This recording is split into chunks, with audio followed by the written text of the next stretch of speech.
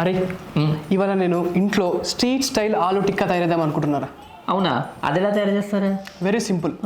ముందుగా oil fry చేసుకున్న bun తీసుకో, దాన్ని సగం ముక్క కట్ చేయి. ఇక్కడ గ్రీన్ సాస్, ఇక్కడ రెడ్ సాస్, ఇక్కడ టమాటో స్లైస్, ఇక్కడ ఆనియన్ స్లైస్ వేసి ఆయిల్లో బాగా ఫ్రై చేసిన ఆలు పీస్ తీసుకుని అక్కడ పెట్టాలి. దాని మీద మైనీస్ వేసి అలా క్లోజ్ చేసి తింటే సూపర్ ఉంటుంది. సింపుల్ రా. అసలు బేసికలీ ఆలు అన్నది మంచిదేరా. దాన్ని ఉడకబెట్టుకుని తింటే గుడ్ కొలెస్ట్రాల్, అది నీ హార్ట్కి చాలా మంచిది. కానీ నువ్వు ఇలా ఇష్టం వచ్చినట్టు ఫ్రైలో బాగా ఆయిల్లో ఫ్రై చేసావనుకో, దానికి బ్యాడ్ కొలెస్ట్రాల్గా మారిపోయి అది నువ్వు తింటూ ఉన్నావు అనుకో, అది బ్లడ్ వెసల్స్ని బ్లాక్ చేసేస్తుంది. దానివల్ల హార్ట్ అటాక్ వచ్చే ప్రమాదం కూడా ఉంటుందిరా.